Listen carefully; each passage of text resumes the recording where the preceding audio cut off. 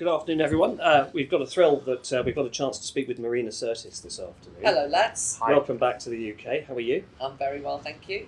So, the big news that we want to ask you about is obviously Picard, but we know there are bound to be NDAs and spoiler warnings in place. So, the question we thought we'd put to you about it is this. Obviously, Troy and Riker will have moved on considerably over, 17, 18, 20 years. Yeah.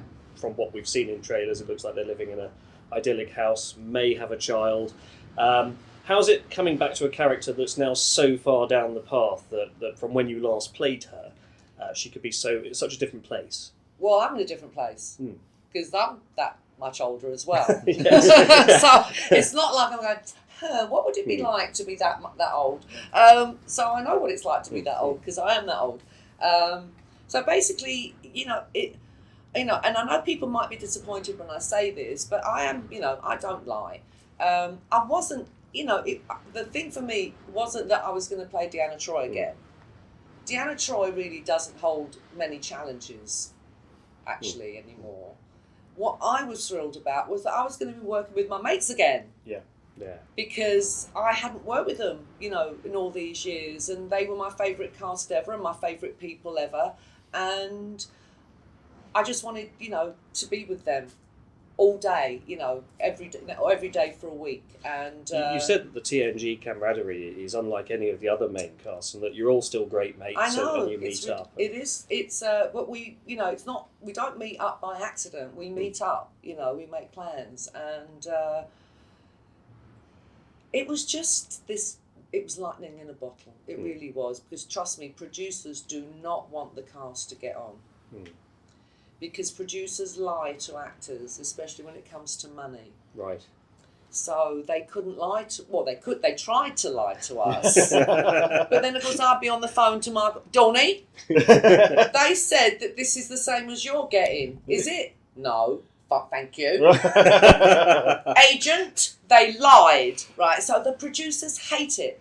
And they were sometimes, especially with me, because I was like the bolshy one, let's be honest. And this is very surprising. I know, I was shock horror. I know. But, they did try with me a lot of the time to kind of divide and conquer. They would say, oh, so-and-so said this about you and so-and-so said this about you. And I know they were lying, but they were trying to divide us so that we wouldn't talk to each other about the stuff that they thought was important. So it had the opposite effect? Had exact opposite effect, because, that's the relationship that we had.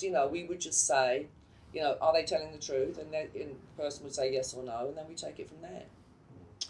We've named our group after Rikers Beard, which, according to the Urban Dictionary, is the point at which something becomes exceptionally good. Oh! Of course, he grew the beard in season 2. Right. Now, you shave it off in the film Insurrection. Insurrection, yes. And the question I just want to know is, did he lose all his powers at that point, like Samson?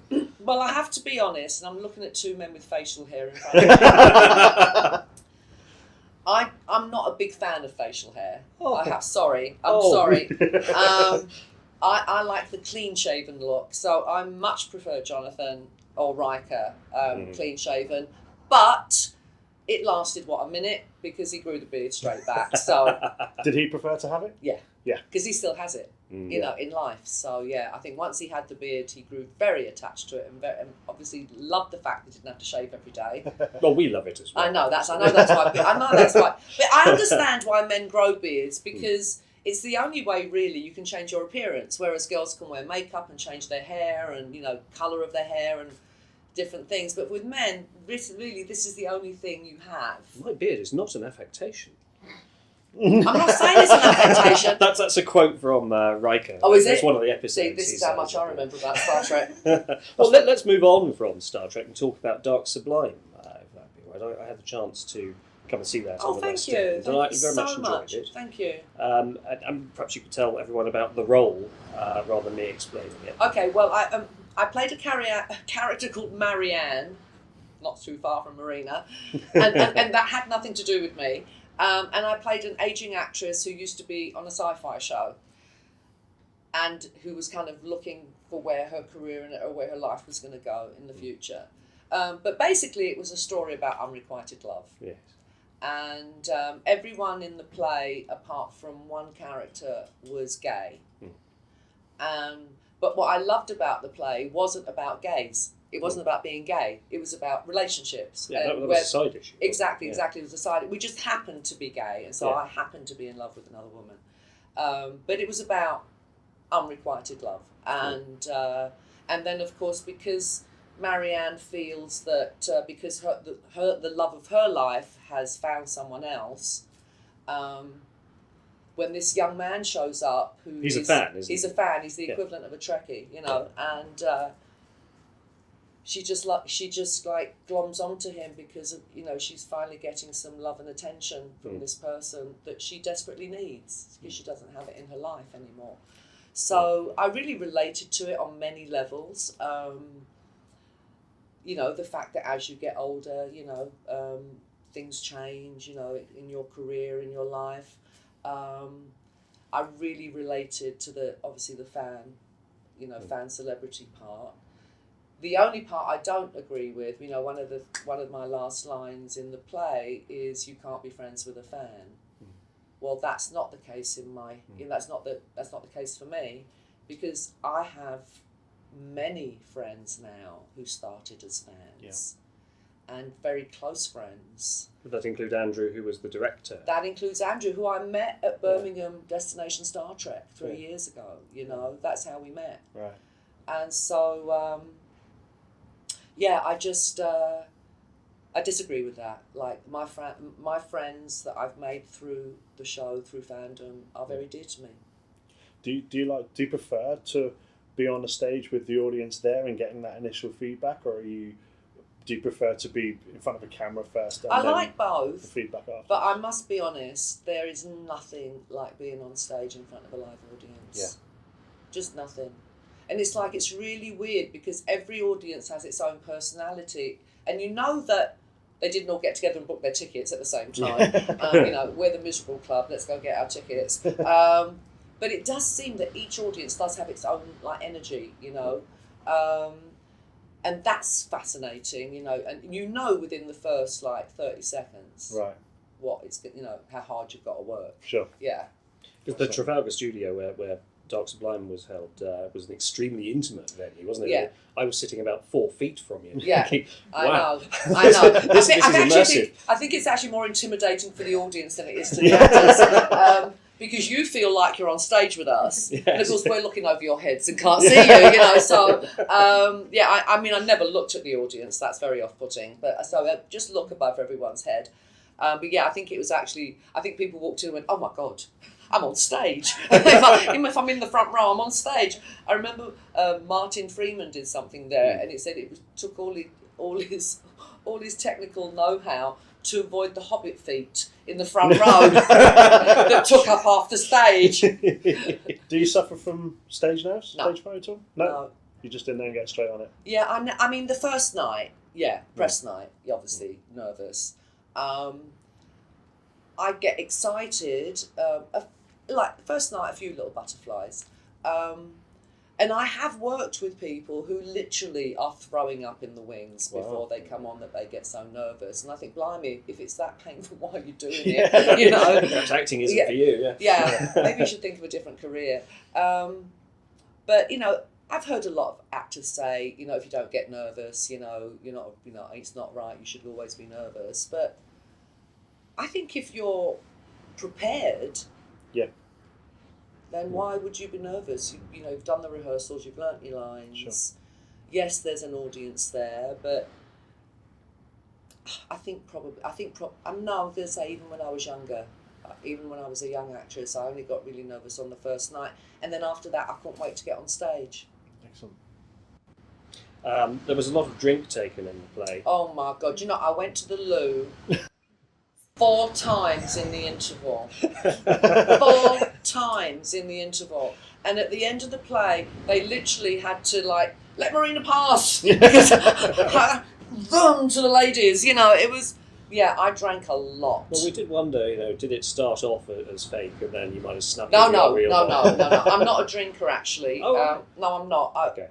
I'll be honest with you. Alcohol is not my drug of choice. Let's put it that way. And, say no more. Say no more. I live in California. It's legal. Right? I can go to the shop and buy it as long as I'm over 21. Anyway, what were we saying? See, I've gone totally off. I was just asking you whether you substituted real booze. No, would never do that. Would never do that.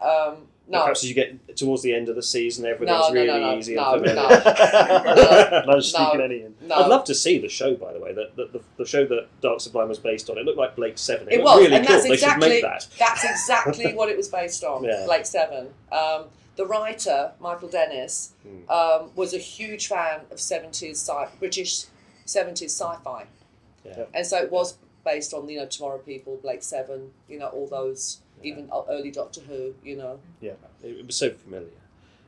You've mentioned that you're planning on upping sticks from California and returning here to the UK. And what are your intentions once you're back? Are you thinking perhaps more West End stuff or television? You mentioned yesterday possibly soaps. Well, the thing is about British actors is they do everything. Yeah. In America, I'm the dramatic TV actress, right? I've only ever done one comedy on TV in America, and I never get called in for comedies because they pigeonhole you, you look at someone like my hero, Judi Dench or Maggie Smith, my heroines. They do voiceovers, they read books, they do TV, they do sitcoms, they do dramas, they do films, they do theatre, they do radio, they do everything. Yeah. And so, that's better, right? You don't get, why, when I first went to LA, TV actors were like second-class citizens because, movie stars. Movie stars were A-list and we were kind of B-list. Right. Now it's totally different because all the movie stars are doing TV because that's where the money is, right? So that's all changed in the 30 odd years since I went to Hollywood. But I just like to do everything. I mean, I'm trained to do everything, so I'd love to be able to have the opportunity to do everything. Yeah. Well, we're hoping that we'll get to see that. Hope so too. All right. Well, one last thing from us. Will you come down and christen our shuttle? Because you may have noticed we've built one and we've named it after you. And if you have a chance, please absolutely. pop down and say hello. Where is it? It's down by the main stage. All right, we'll do that now. Oh, come on, pack great. up. Awesome. Thank you very much. Thank you very much. Lovely talking to you. Thank you.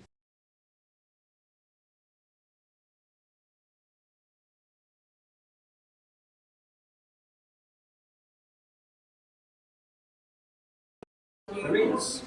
Thank you. My husband and I. So this is a real honour to have a shuttlecraft named after me. So I christened this ship Marina. Oops.